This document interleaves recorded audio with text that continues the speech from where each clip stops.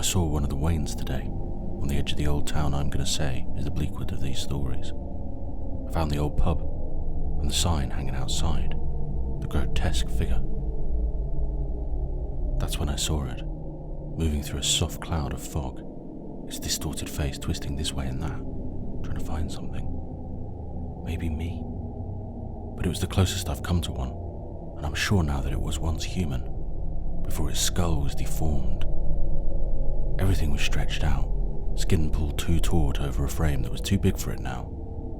Tears in the flesh gone to mould, angry hairs sticking out from the mounds of moss that gather in its wounds. I can see now why they're called the wains. They are our own waning light.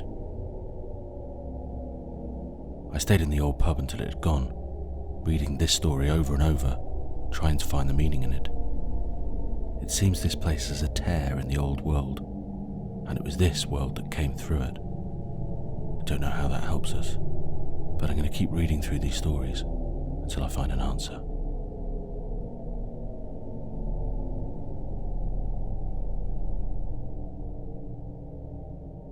The Juggler. Bleakwood is not a large town, nor for that matter is it a tiny village. Yet you'd be hard-pressed on this sceptred and septic isle to find a conurbation of such size that is served by only one drinking establishment. But Bleakwood is such a town, and its sole drinking establishment is an alehouse of some mixed repute. It goes by the name of the Stumbling Juggler. Nobody can today tell where the name came from, nor the source of the illustration that hung from the sign outside. Rumour had it that there had always been a public house on the plot of land where the current pub sits, alongside the central strip that marks the heart of the town. But the current incarnation had been there for 100 years. It shows its age in many ways, from the wooden beams that run along the too low ceiling in 4 of its main alcove rooms, to the tang of something vaguely coppery in all of the drinks from the pipework that runs up from its cellar, or the accumulated grime in the corners of the rooms that no cleaner in the world could get out with a cloth. But most of all, a sense of history that seems to occupy every atom of the place. The pub was haunted, so they said, but what public house of its vintage wouldn't? Still, if asked, any of the regulars who sat on the same seats night after night, wearing grooves into the wooden benches like tides washing gently against the shore, would tell you of ghostly figures glimpsed moving between rooms, of whispers in empty rooms, of chill winds blowing on hot summer's eves. As for Norman, he didn't buy any of it. He was to be found in the Juggler most evenings. Okay, that was a lie. Every evening. And he'd never caught so much as a whiff of spectral energy. All he could smell was stale beer and the distant echo of 100 years' worth of tobacco smoke from the time before the uppity Westminster lot told them they couldn't smoke in a pub anymore. Easy enough for them to say. They didn't have to sit in rooms like this. Take away the clouds of tobacco, you had to smell the place. Smell the grime, the stale beer, and the staler patrons. On this particular evening, which may well have been a Tuesday, but he wasn't really sure, Norman was 5 pints in, and the night was drawing to a close. For most of the evening he had not said much to anyone, just stared ahead of himself as he worked through pint after pint of ale. The pub had recently started experimenting with guest ales, imported from outside, and all too fizzy, like watery lagers for pretentious tossers. Give him a bass any day. But they took that out, and now he was full of gas. He burped, the sound reverberating around his alcove above the noise of the next room along, where laughter and conversation battled against some god-awful music for attention. He sighed and pulled out the battered tin from his coat pocket, pulling out a Rizzler, a filter tip, and a thin strand of tobacco, setting about rolling it together. Jesus Christ, when did he get so miserable? When did he move from the other bar into this one, where he and the other borderline alcoholic sadsacks sat in silence, staring into their beers until it was time to go home, shuffling out only to go for a piss or a smoke, and never to actually talk to each other? Alone together, riding out their collective swan songs in miserable silence. He finished the pint and put the tin back in his coat, the roll he pursed between his lips. He walked through the back door into the beer garden. It was empty save for a few fellow smokers, the frosty night air preventing any ability to sit out and be sociable. That was fine by Norman. He hated sitting outside, drinking with the wasps and the bugs. And the people. The loud chatter of the 4 young uns out there already, not even real smokers tugging on those ridiculous plastic pipes, filling the air with noxious, sickly sweet smoke, was as objectionable as the smell of their vapes. So Norman opened the side gate and walked around the front of the pub, onto Bleakwood High Street.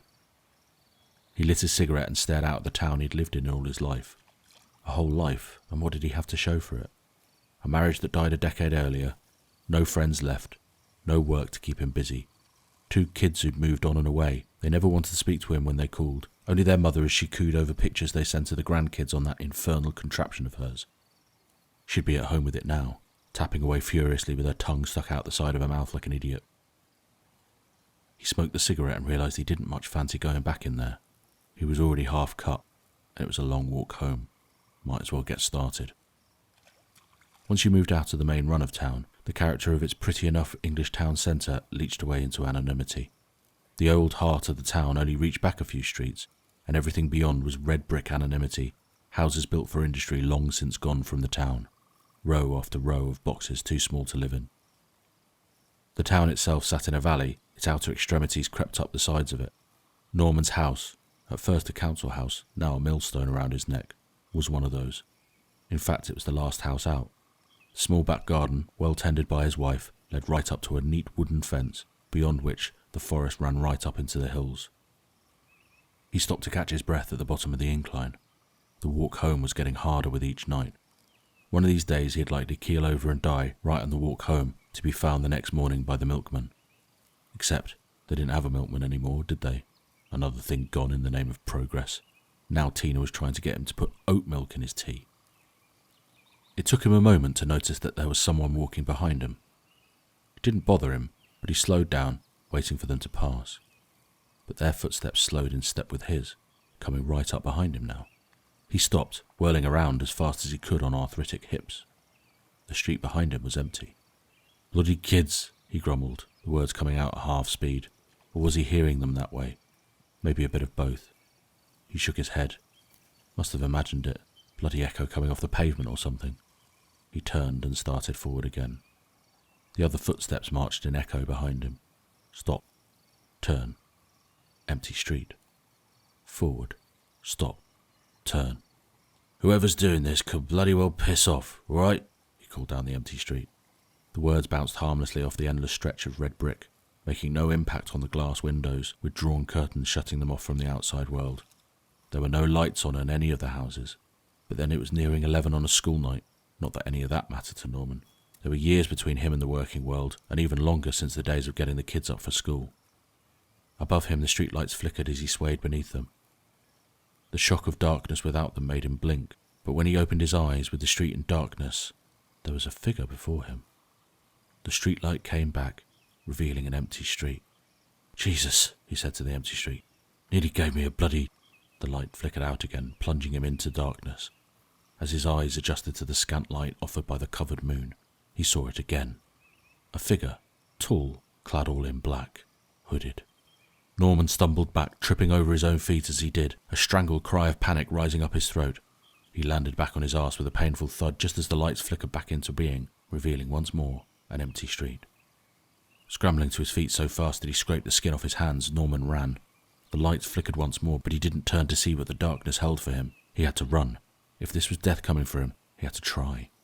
"Don't be stupid," he tried to convince himself, as he ran as fast as his arthritic hip and buckled legs would carry him, as fast as his smoker's lungs could propel him, none of which lasted beyond the end of the street.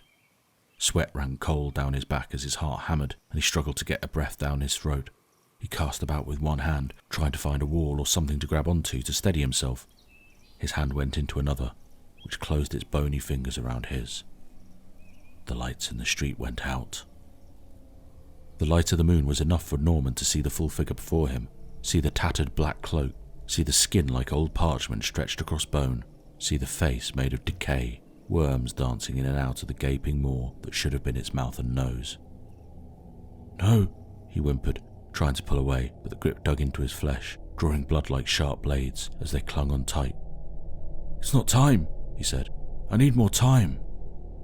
"To do what?" The words came not from the thing's mouth, but from everywhere, filling Norman's head with noise. He winced at the volume of it as it reverberated around his head. "Stop," he said, but the sound was hollow and weak. "To do what?" the voice said once more. "I don't know." "Pathetic." "I know. Yes. I'm sorry. I should have done more. Should have been more." "It is too late. The damage is done." Please. The grip on his arm tightened, the fingers of the hooded figure bursting through the flesh and tendons, latching onto bone, through the bone. White-hot pain flooded Norman's head and heart, and all he could do was let out a little whimper as what little light remained in the world was finally extinguished.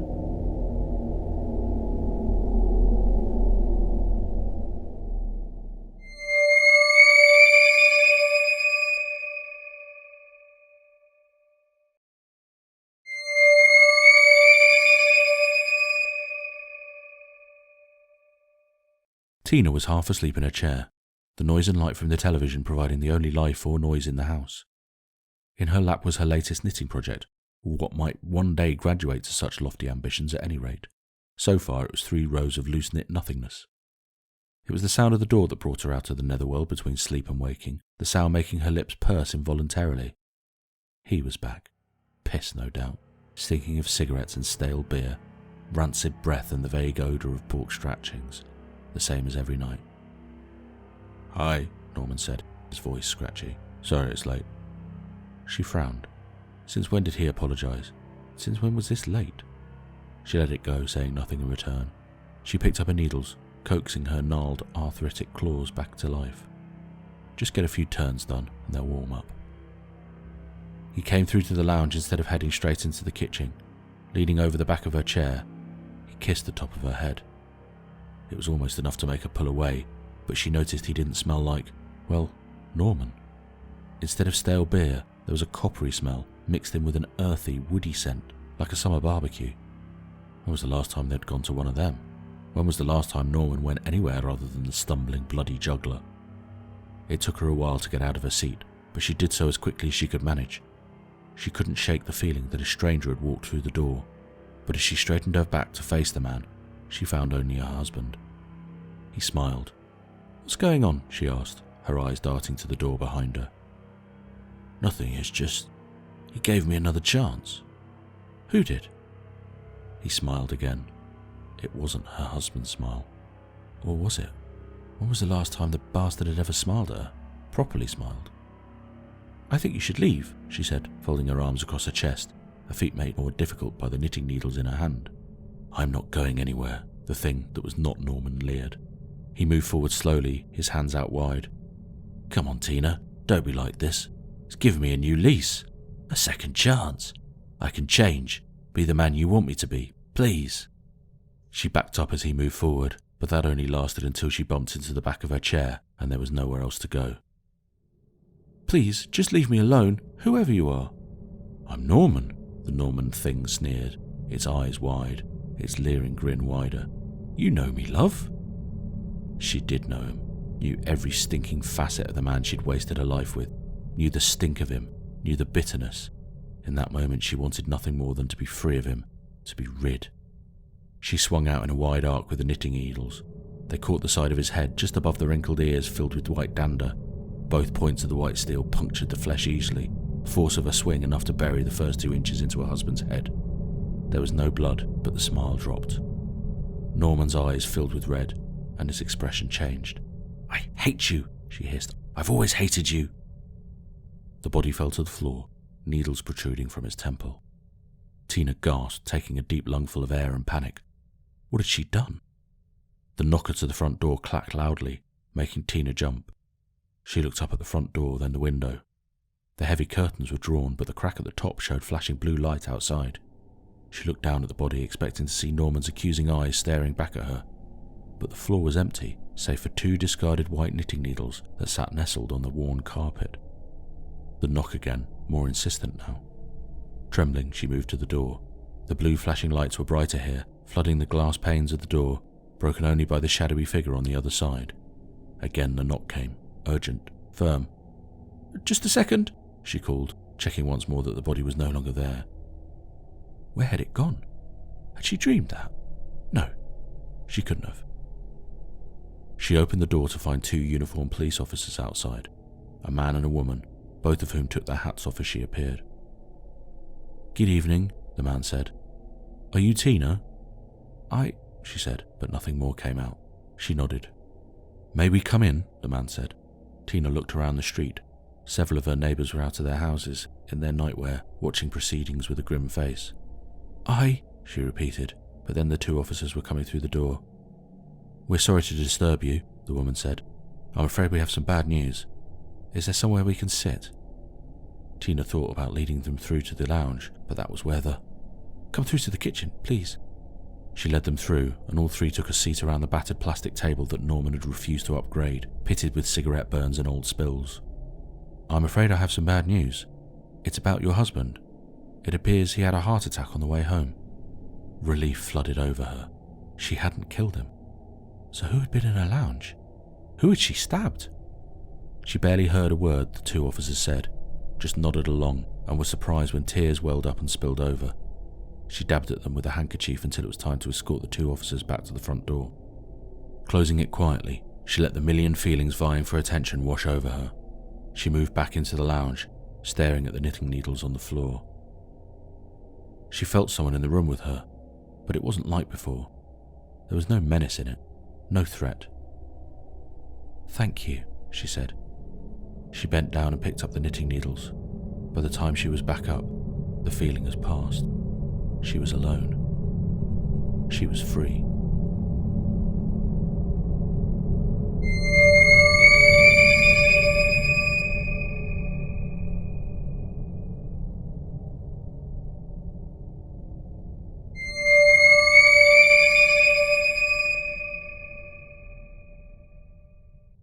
The Juggler was written and performed by me, Paul Stephenson. If you're enjoying Bleakwood so far, please tell your friends, share it on social media, or rate it wherever you're listening. If you want more stories from me, head to paulstephensonbooks.com, where you can pick up the first books in my Blood on the Motorway and Sunset Chronicles series for free in ebook. Bleakwood is a Hollowstone Press production. Find out more at bleakwoodpod.com. Join us next time for more tales from Bleakwood.